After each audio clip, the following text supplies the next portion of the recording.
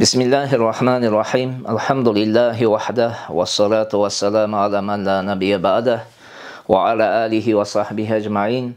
Allahümme allimna ma yenfa'una ve enfa'na bima allamtana ve zidna ilmen nafi'an. Hurmatlı Müslüman bir tuğandar, biz Muhtasarul Kuduri atlı kitapten savağımızda ulantudabız. Şuf'a kitabine kelip jetken biz. Құдай Таала мына ушул бүгүнкү жаңы сабагыбызды жеңил кылып, уккан нерсебиз менен амал кылып, аны башкаларга дагы жеткирүүгө Құдай Таалам күч кудурет берген болсун. Амин я раббал аламин. Bismillahirrahmanirrahim. Kitabu Şuf'ati. Şuf'a kitabi bul koşna akısı tuuralı bolot. Koşnalık akısı. Eğer de bir kişi özünün üyün korosun sata turgan bolsa, mına ошол үйдү сатып алууга анын кошнасы башкаларга караганда укуктуураак болот. Себеби сиз кошна дегенде баягы элибизде жакшы бир сөз бар. Конуш тандабай кошна таңда дейт. Себеби кошнадан өтө көп нерсе кошнага байланыштуу болот. Кошнабыз биз жок кезде биздин үйүбүздү коргогон, биз менен урмат сыйда болгон, biz anı sıylagan, al bizi sıylagan, biz anın mal mülkünü korugan, al bizim mal mülkümüzü korugan, kuvanganımızda kuvangan, kaygırganımızda kaygırgan adam bulut. Oşonduktan koşnanı tandoo öte manilүү nerselerden katarına kiret. Oşol sebepten şariat mına ушундай atayın koşnanın ukugu bolgon, şunday şuf'a degen bir maseleni emne kılgan, şariat kılıp koygon. Sebebi eğer de biz жақшы koşnabız janыбыздан kete turgan bolsa, anın orduga kim kelet? Anı menen kantip yaşayыбыз? Al kanday adam? Al koşnalık hukuktарды bilebi bilbeybi? Oşol nerse adam balasını nemne kılat? Daima kıynap turgan nerselerden bolot. Koşnаңыз начар боло турган bolsa, жашооңузга дагы начар болот. Hiçbir işeniş yok, amanatçılık yok. Mına ошол себептен şariat, mına ошол şuf'a degen maseleni şariat kılıp koygon. Эми temadan çıkıp ketpeyli, şuf'a deb emnen aytat. Şuf'a degen söz, bu salat, zakat, savum degen sözler siyaktуу ele, monun dagın özünün leksikalık jana terminologiyalık manisi var. Şuf'a degen söz, bu şaf'a degen sözden alıngan. Bu şaftın manisi dam, koşu, plus degen söz. Bu taksanın teskerisi olur. Şaft deb ne sebepten atalıp kaldı? Ankendi bu bir neseni başka bir nesege emne olup eseptelet, koşu olup eseptelet. Bir neseni başka bir nesege koşsanız, oşonu ne dep koyut? Jup boldu, koşuldu degen manide. Mına oşonduktan şafaat degen söz dagın, şafaatты dagı mına oşol sebepten şafaat dep atalıp kalgan. Ошол себептен анткени эртең кыямат күнү болгон кезде кандайдыр бир күнөөкөр адамды эгерде пайгамбарыбыз саллаллаху алейхи ва саллам шафаат кылса, ошол шафаат кылынган адам ахли савапка кошулат. Ахли саваптан максат бейиштиктер. Бейиштиктерге жанагы кишиге эмне кылат? Пайгамбардын шафааты аркылуу, пайгамбардын колдоосу аркылуу эмне болду? Жанагы тозоктуктардын катарынан чыгып, beyiştiklerin katarına koşulgandыкtan şafaat dep atılıp kalgan. Emi bul jerde şafi dep ошол şuf'a talap kıluvçu kişini aytat. Bul kişi oşa şuf'a talap kılgan mülktü özünün mülküne koşkonduktan bul kitapte şuf'a dep atılıp kalgan. Misalıga mende jerim bar bolup, jerim barım. Anan men al jerimdi Aydarabaga sattım. Бирок ошол эле учурда мага жармашып турган менде эмнем бар? Кошнам бар. Кошнам бар, мен ага сатпай Айдарабага саттым. Айдараба башка жактан келип алып атат жанагы жерди. Жанагы менин үйүмдү. Эми ушул жерде мына мен кошнамды Шафи деп аталат. Мына ушул киши мен кошнам. Ушул Шафи Айдарабадан жанагы мүлктү тартып алат да өзүнүн мүлкүнө кошуп коет да. Өзүнүкү кылып алат. Мына ушуну не деп ошол себептен не деп аталып калган экен? Şafaat talap kıluvçu kişi oşol жерди satılgan жерди жанагы erejelerdi atkarıp özünün mülkünü koşkonduktan bul kitapti şuf'a dep atılıp kalgan. Emi şuf'anın terminologiyalık manisi emne? Şuf'anın terminologiyalık manisi janagı men jokorda aytkан neme ele? Мисалда эле. Мен Айдар абага жеримди саттым, менин кошунам бар эле. Кошунам келип өз укугуну талап кылгандан кийин казыяттын чечими менен же Айдар абанын ыраазычылыгы менен, кыскасы Айдар аба калайбы, калабайбы айырмасы жок, жанагы жерди эмне кылат? Айдар аба канча сомго сатып алган болсо, ошол акчаны берет да алып коет. Мына ушуну эмне деп коет экен? Шуфа деп коет. Чыгып алат жанагы нерсеге. Бирок бул китепте ошол өзүнүн эрежелери бар. Мына ошол эрежелер аткарылыш керек. Өзүнүн себеби бар, шарты бар. Мына ошол шарттар, шарт себептер бардыгын аткарган кезибизде, ана иншалла ошондо гана бул шуфа талап кылуу неси болот, укугу болот. Мунун себеби эмне? Шуфанын себеби эмне десеңиз, жанагы сатылган жерге шафа талап кылууга чыккан киши эмне болуш керек? Кошуна болуш керек, же ошол сатылган жерде шериктеш, ээи болуш керек. Же шарика болуш керек, шерик. Же болосом ошол сатылган жердин кошунасы болуш керек. Мына ошондо гана бул киши шуфа талап кылууга укугу бар. Караңыз, жанагы айтканымдай, мен Айдар абага жеримди саттым, менин кошунам бар. Анын аты Үсөн. Мына ошол Үсөн, балким жанагы жерди биз экөөбүз тең шерик сатып алганбыз. Ошондо мен жеримде менен шерик. Балким жанагы Үсөн менин кошунам болот. Мына ошол себептен эмне кылат? Ошол нерсе себеп болот. Жанагы мен Айдар абага саткан жерди эмне кылууга, шуфа талап кылууга, укуктуу болууга себеп болот дейт. Экинчиси, шуфанын шарты эмне? Шуфанын шарты жанагы сатылган жер болуш керек. Сатылган нерсе жер болуш керек. То есть недвижимость болуш керек. Кыймылсыз мүлк болуш керек. Кыймылсыз мүлк болуш керек. Эгерде кыймылдуу мүлк боло турган болсо, ага шуфа талап кылууга болбойт. Мисалга мен эгерде өзүм машинем бар, ошол машинемди Айдар абага саттым, анан мен кошунам келип сен мага сатышыңыз керек эле, аны мен алышым керек дегенге болбойт. Кыймылсыз нерсе болсо не экен? Шуфа талап кылууга болот. Ал эми жөн эле айталы дарактарды сатам десеңиз, талдарды сатам, кесип сатам, же болсо үйдүн строй материалын сатам десеңиз, буларда эмне болбойт? Шуфа болбойт. Буларды качан жерге кошуп туруп, жер менен бирге ошол үй-пүй, коропоро, жер-пер бардыгын эгер сатып ийгенсеңиз, ошондо шуфа талап кылууга болот. Экинчиси, дагы шарттарынын бири, ошол жанагы сатылган буюм мамлук болуш керек, өзүнүн менчиги болуш керек. Ошол сатып аткан киши, саткан кишинин менчиги болуш керек. Мына ошондуктан вакыф чыгып кетет бул жерде. Вакыф, себеби вакыф бул жанагы Аллах жолунда коюлган нерсе, ал жанагы неменин мүлкү эмес. Өзүнүн мүлкү эмес. Жана шарттардын бири ошол түзүлгөн келишим муавада, алмаштыруу болуш керек. Бартер болуш керек. Мисалга жерди айталы, жерди жерге сатып атабы, жерди акчага сатып атабы, мына ошондой бартер болуш керек дейт. Бул эмне үчүн муну айтып атат? Эхтирос эмнеден сактантып атат? Бул жанагы ордуна ала турган нерсе, мал болбой турган нерсе менен алмаштырсаңыз, анда шуфа талап кылууга болбойт. Мисалга бир айталы Асан деген киши бир аялга үйлөндү. Махыры катарында мен сизге мына ушул жерди берем деди.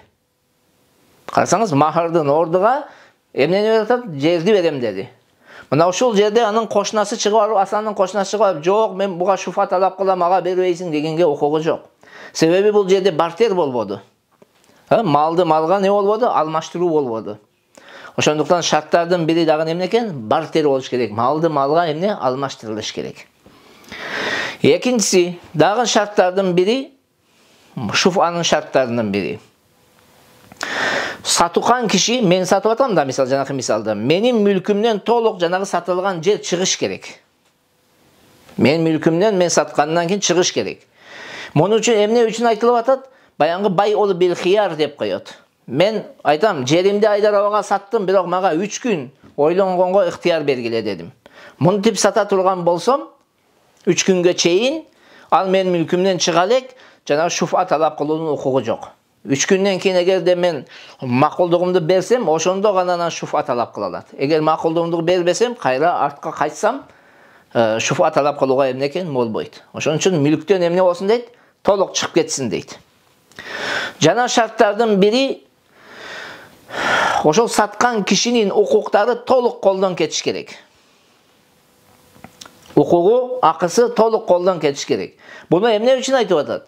Бай ол фаситтен сактантып айтып атат. Бай ол фасит. Эгерде мен жерди Айдарабага фасит соода мен саткан болсом, анда шуфа талап кылууга болбойт. Эмне себептен болбогондугу төмөндө дагы келет, ошол жерде токтолобуз иншалла. Жана шуфанын шарттарынын бири, мен жерди саткан кезде, сатып аткан кезде, шуфа талап кылуучу киши, шафи, ошол мен кошунам да, ошол жердин ээси болуш керек. Эмне себептен шуфа талап кылып атат? Ал мен кошунам болгондуктан талап кылып атат да. Ошол жердин ээси болуш керек.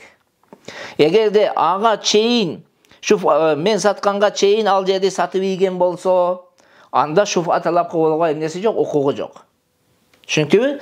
Жана шарттардын бири эмне экен?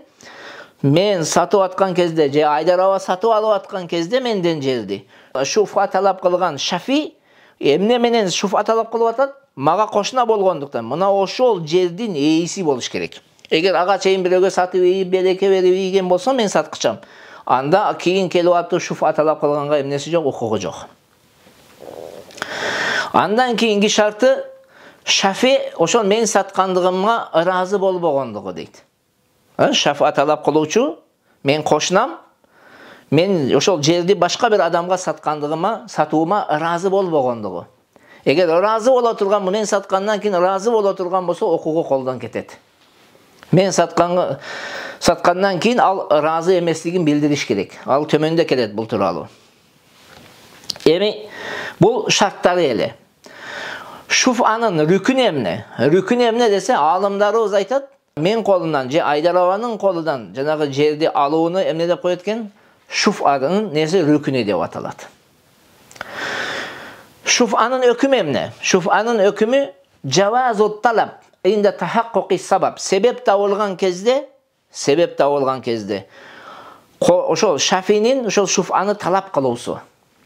Себеп кайсыл эле? Мисалга мен жеримди саттым, менде кошунам бар, чындап эле жармашып жашап атат. Мен саттым. Мына ошол себеп табылды. Мына ошондой мезгилде талап кылыш керек. Эми 3 түр талап бар да.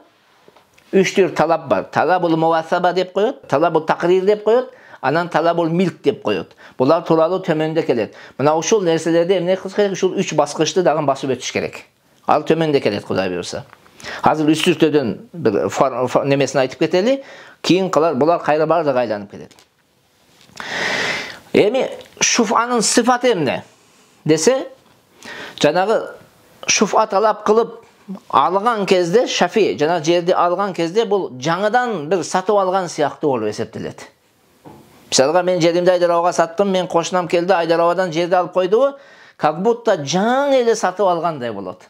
Жаңы эле сатып алгандай болот. Мына ошондуктан сатып алган кезде хияру руят укугу бар. Жаңы соода болгондуктан хияру руятка ыктыяры бар. Хияру руят эмнеде? Бир нерсени көрбөй туруп сатып ала турган болсоң, кийин эмне кылсаң болот?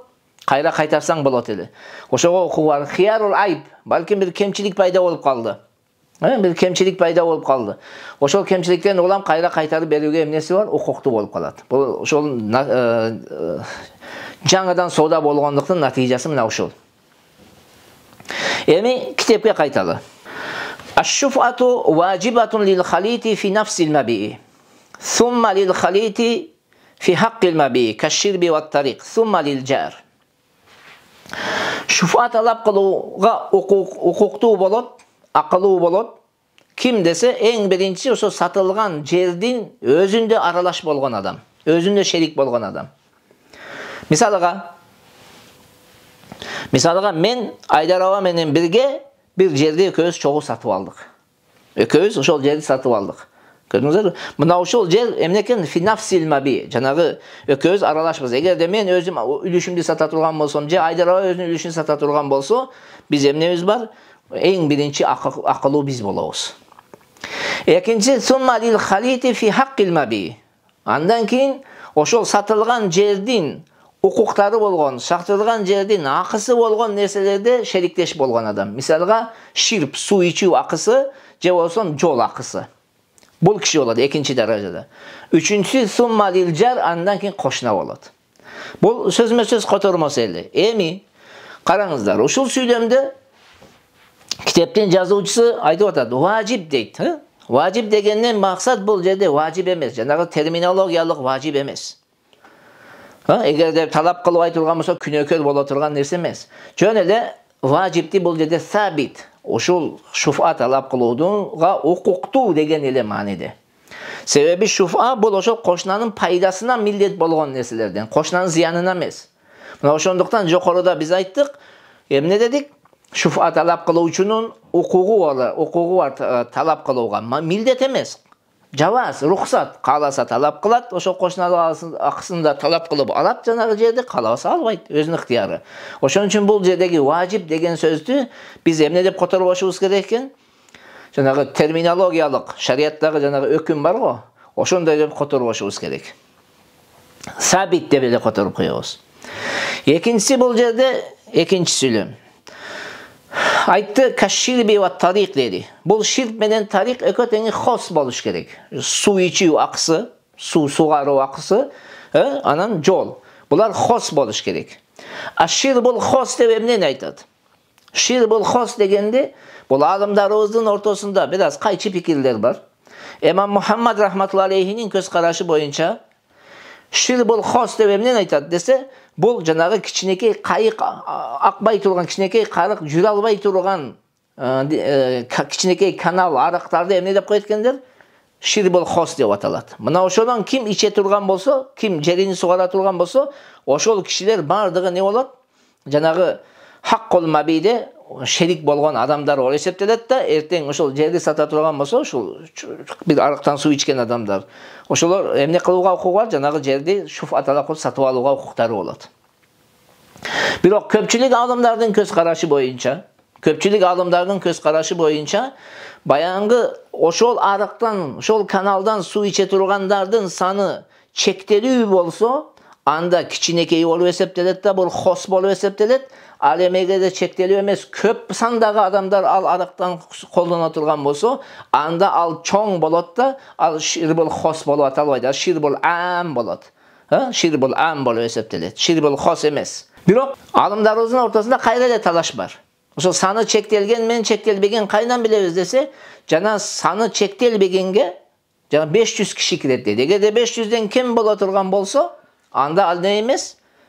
Кичинекей арык болуп эсептелет дейт. 500ден көп боло турган болсо, ал чоң арык болот да, ал ам ширк болуп эсептелет. Андайда шерик болгон адамдар шуфа талап кылууга укуктары калбай калат. Дагы бир риваятта келет 40 адам дейт. 40 адам болсо дейт. Көп болот. 40 адамдан аз боло турган болсо, анда ал кичинекей арык болуп эсептелет да, шир бул хос болот. Ошол 39 адам жанагы сугарууда бир арыктан сугара турган болсо, ошолордун бардыгы эмне болот экен? Ошол 39 адамдын шуфа талап кылууга укуктуу болот дейт. Эгерде 40тан жокору болуп кете турган болсо, анда анын саны көп экен, ал шир бул ам болуп эсептелет. Андай арыктан суу ичкен адамдар эмне боло албайт?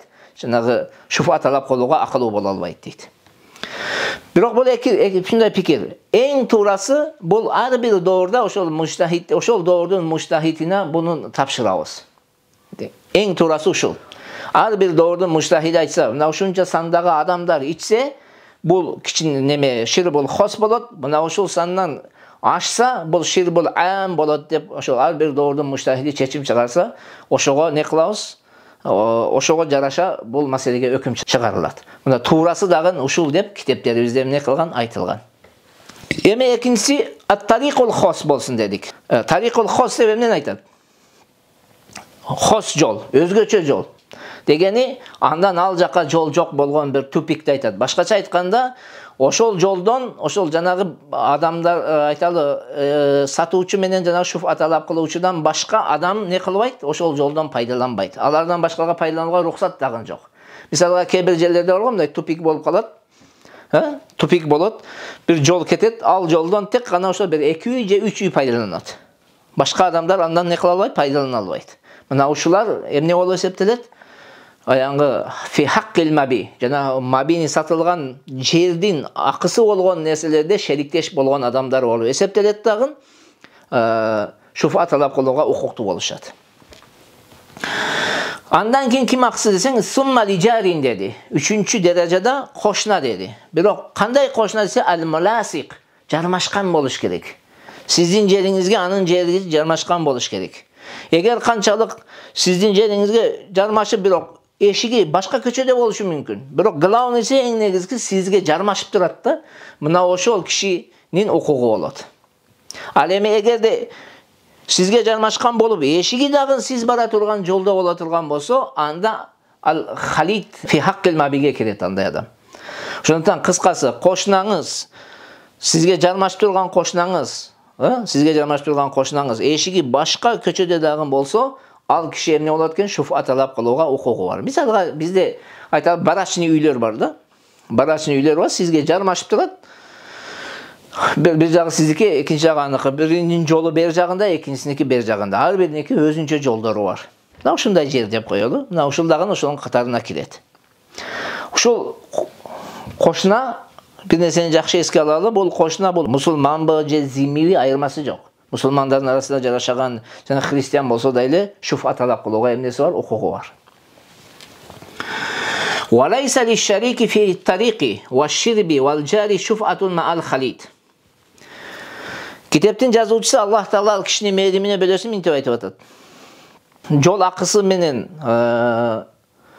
сугаруу, суу маселесинде шериктеш болгон адам жана кошуна баягы халит бар кезде шуфа талап кылууга укуктары жок дейт. Жанагы биринчиси бар дейт, халиту фи нафсил маби. Мисалга мен Айдарованы мисал бердим. Мен Айдарова эгер бир корону экөөбүз сатып алган болсок, ошол коро экөөбүздүкү болуп эсептелет да, 50%тен төлөп сатып алдык дейли. Ошол жерде эгерде Айдарова бар болсо, анда баягы жолдо шериктеш болгон адам, жолубуз бир болгон адам, арыгыбыз бир болгон адам, же болсо кошунабыз шуфа талап кылууга укугу жок. Себеби бул маселеде таржих, жанагы кимисинин акы көбүрөөк болот десе, бул себептин күчтүүлүгүнө жараша маселе келип чыгат. Эң көп зыян кимге жетет? Кошуна алмашкан кезде жанагы биригип чогуу жашаган адамга зыяны тиет да. Ошон үчүн эң акылуу ким экен? Эң акылуу. Эң жокоруда ошол жанагы неме сатылган жердин өзүндө шерик болгон адам. Фа ин саллама фа шуфату лиш-шарики фит-тариqi. Эми эгерде жанагы халит жок болсо, же бар болуп туруп, макул кимге сатсаңыз сата бер десе. Жана жокорудагы айткан мисалыбызда, мисалы Айдарова эмне кылды? Мен саткандан кийин разы болду да. Макул сатыпсыз эми кете берсин деди. Десе, же болсо жок, ошондой менде ошондой кошунам жок. Жанагы чогуу сатып алган эмесмин, мен өзүмдүн гана мүлкүм боло турган болсо, анда акы кимде болот? Жанагы суу акы менен жол акысында шериктеш болгон адамдын укугу келип чыгат эми. Мына ошол киши акылуу болот. Себеби бул кошунага караганда дагы бул көбүрөөк зыян тартат да булар. Эгерде жаман кошуна келип кала турган болсо. Fa in sallama akhazahal jar. Эгерде бул дагы макул десе, жанагы суда шерик болгон же жолубуз бир болгон адам дагы мен саткандан кийин мисалга макул эми сатыпсыз боло берет дей турган болсо, ана эми кошунанын укугу келет. Жанагы жерибизге жармашып туруп, эшиги башка тараптан болсо дедик. Мына ошонун укугу эми келет. Кыскасы, бул маселеде кантип карайт экенбиз? Жанагы кимге зыян көбүрөөк жетет, ошол биринчи орунда турат шуфа талап кылууда. Ошол талап кылбаса, андан кийинкиси, ал талап кылбаса, андан кийинки кимге зыян жетсе, ошолор талап кылат. Бирок ушул жерде бир шарты бар. Ушул жерде биле турган бир шарт бар. Ал шарт эмне десеңиз, жанагы үчөө эле да. 3 түр кишини айттык азыр биз. Баягы сатылган жердин өзүндө шериктеш болгон, сатылган жердин укуктарында шериктеш болгон, анан сатылган жерге кошуна болгон дедик. Ушулардын ушундай ирети менен талап кылууга укугу качан болот? Эгерде мен саткан кезде булар бардыгы шуфа талап кылган болсо. Ошол мени угар менен, менин саткандыгымды угар менен эмне кылыш керек булар? Мына биздин кошунабыз, же болсо биздин кошунабыз шундай жерини сатыптыр, мен ушуга шуфа талап кылам деп айтыш керек. Ал эми эгерде ошол мен саткандыгымды билип, бирок унчукпай турган болсо, кийин талап кылууга укуктары калбай калат. Ошону жакшы эске алыш керек.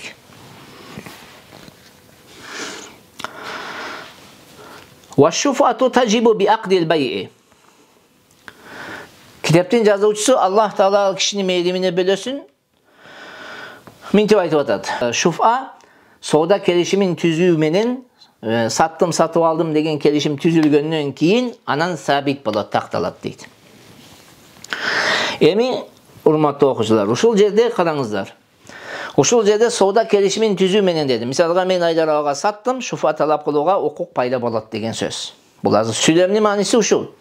Эми ушул жердеги соодадан максат кандай соода болуш керек? Биз жокоруда айттык, сахих соода болуш керек. Фасид соода болбош керек. Себеби фасид соода боло турган болсо шуфа талап кылууга болбойт. Неге? Эгерде жанагы сатып алган адам колуга алуудан мурун болсо, шуфа талап кылуу мүмкүн эмес. Неге? Себеби эгер сатып алган адам колуга алуудан мурун болсо, анда ал мүлктү не кылбайт? Анын мүлкүнө кирбейт, сатып алуучунун мүлкүнө кирбейт. Эгерде колуга алган болсо, анда ал кайра эмне болот? Аны жоюш керек болуп калат. Эгерде биз бул жерде дагы ушул фасид соодада дагы шуфа талап кылып болот десек, биз ошол фасидти кубаттаган болуп эсептелебиз. Туура эмес сооданы, шарият тыйган сооданы кубаттаган болуп эсептелебиз. Ошондуктан шуфа болбойт. Бирок эгерде фасид соода кылгандан кийин эгерде сатып алуучунун мүлкүнөн чыгып кетсе, укук калбады, кайра жоюуга укук калбай турган болсо, мүлкүнөн чыгып кетсе, мисалга фасид соода менен сатып алгандан кийин бирөөгө белекке берип ийди. Же башка бир адамга сатып ийди. Көрдүңүзбү? Ошондо жоюуга укук калбай калат да. Мына ошондой болгондон кийин эгерде шуфа талап кылса болот. Ага чейин болбойт. Жана ушул жерде бир эскере турган нерсе, карасаңыз, таджибу би акдил бай, келишим түзгөндөн кийин анан шуфа талап кылууга укуктуу болот деди да. Эгерде чейин соода келишими болгонго чейин, мен Айдар ага сатканга чейин мен кошунам айтты. Кимге сатсаңыз сата бериңиз деди да. Каалаганыңызга сата бериңиз деди. Десе, кийин мен саткандан кийин мунун кайра эле ошо шуфа талап кылууга укугу бар. Ага чейин мен сатуу келишимин түзгөнгө чейин мен албайм деп каалаганыңызга сата бериңиз деген сөздөрү эске алынбайт. Бирок эгер мен саткандан кийин, соода келишимин түздүм, мен Айдар ага саттым, сатып алдым деген сөздөр болгондон кийин, мейли эми Айдар ага сатыпсыз, мен макулмун дей турган болсо, эми шуфа талап кылуу укугу колудан эмне болот? Кетет. Экинчи кадам эмне? Караңыз. Сатты. Ва тастакирру бил ишхад. Тастакирру бил ишхад дегенин мааниси эмне экен? Экинчи талап. Талабул муасабаны кылгандан кийин анан кайра барып туруп жанагы жерге, жеки муштаринин колунда болсо сатылган буюм, сатылган жер муштариде болсо муштариге тапшыра элек болсо ошол байыге алып барып, экинчи жолу күбө тургузуп ошол жерде талап кылыш керек. Караңыздар, ушул жерде экинчи жолу талап кылдыбы? Биринчи жолу талабул муасаба кылды. Ал төмөндө келет дагы. Экинчи талабул ишхад кылдыбы? Эми бул бекиди. Бул тек гана тили менен айтса, же акчасыны бере албай калса, анда казы эмне кылат? Ушул шуфаны жоёт, ошондо гана не болот? Түшөт бул. Ага чейин эч ким андан алууга укугу калбай калат. Ошол шуфа талап кылган кишинин акысы болуп калат жанагы жер. Ва тастакирру бил ишхад. Биринчиси кылды, сатты тиги. Сатып бүткөндөн кийин эң биринчи кадам эмне кылат? Сатты. Айтады, менин кошунам жерини сатты. Мен угар менен талабул муасаба кылышым керек. Талабул муасаба. Талабул муасаба дегени ошол угар замат, менин кошунам жерини сатыптыр, мен ошого шуфа талап кылам деп. Ошондой талап коюшум керек. Себеби бул шуфа талап кылуу өтө бир алсыз укук да. Адам баш тартуу менен дароо эле эмне болот? Жоюлуп кетет. Ошондуктан дароо ошол жерде талап кылып, анан күбө келтириш керек. Экинчи кадамды эмне деп коет? Талабу такрир деп аталат. Азмазидеги тастакиру бил ишхад дегенин мааниси ушул. Талабу такрир. Экинчи түр талап бол. Талабул муасабадан кийин Угар замат дароо айттымбы? Экинчи кадам талабу такрир кылышым керек. Талабу такрир эмне?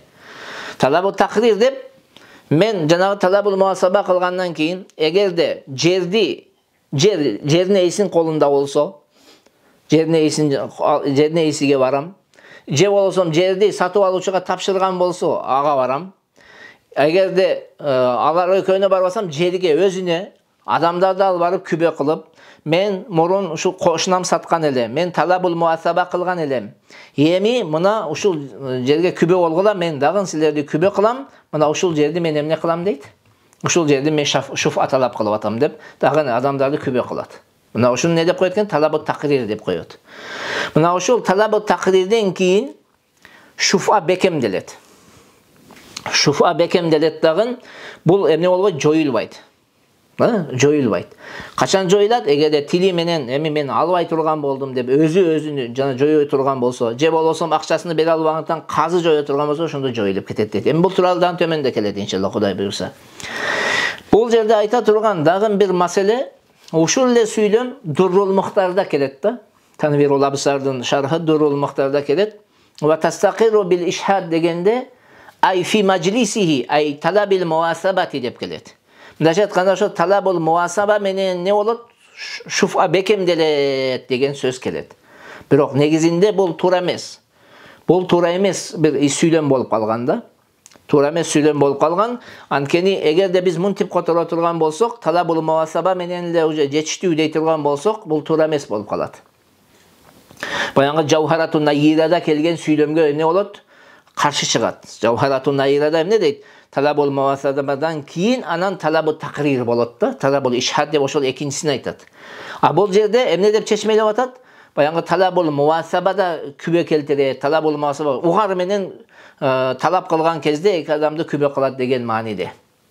Бирок андай эмес. Эң туура ибара бул жерде ошол Дуррул Мухтардагы ибара валау фи маджлиси талабил муасаба деп айтылыш керек. Эгер канчалык ошол ишхатты муасаба талап кылган кезде келтирсе деле боло берет. Два в одном болуп калат. Два в одном болот. Эгерде ошол жерде талабул муасаба кылып, анын үстүгө жана талабул ишхат, талабу такрир кыла турган болсо, ошол орунда экөө тең аткарган болуп эсептелет деген мааниде которуш керек бул сүйлөмдө. Ва тумлаку бил ахзи иза салламаха ал-муштари ау хакама биха хакимун. Китептин жазуучусу Аллах Таала кишинин мээримине бөлөсү мынтип айтып атат. Ва тумлаку бил ахзи. Эми талаптарды кылды. Жанагы 3 түр талапты аткарды. Аткаргандан кийин жанагы колуна алуу менен ага ээ чыгат дейт. Бирок качан ээ чыгат? Эгерде муштари ошол жерди шафиге тапшырса, же болосо бул тапшырбай хаким жанагы сот чечим чыгарып берсе. Муштари эгер караңыздар, биринчи сүйлөмдө иза салламахал муштариде, муштари өзүнүн ыраазычылыгы менен тапшырса деген мааниде. Өз ыраазычылыгы менен берди. Себеби ал муштаринин мүлкү да, ал сатып алым болгон, муштаринин мүлкүгө өткөн. Туурабы? Ошон үчүн ал кайра шафинин мүлкүнө өтүш үчүн сөзсүз түрдө муштаринин ыраазычылыгы керек, жеки казынын чечими керек. Башка жол жок. Эми бул сүйлөмдүн пайдасы эмнеде? Эмне себептен ушул сүйлөмдү келтирип атат? Карасаңыздар, качан ээ болот дейт жерге? Муштари өз ыраазычылыгы менен тапшырса, же сот чечим чыгарса дейт тапшыр деп. Мунун пайдасы, эгерде шуфа талап кылган киши эки талаптан кийин, кайсы талап эде? Баянгы талабул муасаба менен талабу такрирден кийин эмне кылды? Колуна жанагы жерди алуудан мурун, жеки ошону алгын деп чечим чыгаруудан мурун эгерде дүйнө салса шафи, жанагы кошуна өлдү. Кошуна өлсө, жанагы шуфасы мураска калбайт. Түшүнүңүздөр, мураска калбайт. Анын баласы келип эми бул жерди мен атам шуфа талап кылган деп ала албайт уже. Укугу жок анда канга. Бул бир. Экинчиси, эгерде ошондой тапшыруудан мурун, же казы чечим чыгаруудан мурун, эгерде жанагы кошуна болгондуктан бул талап кылып атпайбы? Мага, мисалга мен жерим саткан болсом, мага жери жармашкандыктан кошуна шуфа талап кылып атат да. Казы чечим чыгаруудан мурун же сатып алган киши буга тапшыруудан мурун эгерде бул жерди сатып ийе турган болсо, шуфа талап кылуудун укугу жоюлуп кетет. Ошон үчүн бул киши эмне кылыш керек? Шуфа талап кылгандан кийин, толук жерди колго жерди алгандан кийин өзүнүн жерин сатууга укуктуу болот. Урматтуу окуучулар, мына ушул жерде токтотолу. Жараткан Аллахым бардыгыбызга туура түшүнүк берсин. Бардыгыбызды эки дүйнөдө бактылуу кылган болсун. Ассаламу алейкум ва рахматуллахи ва баракатух.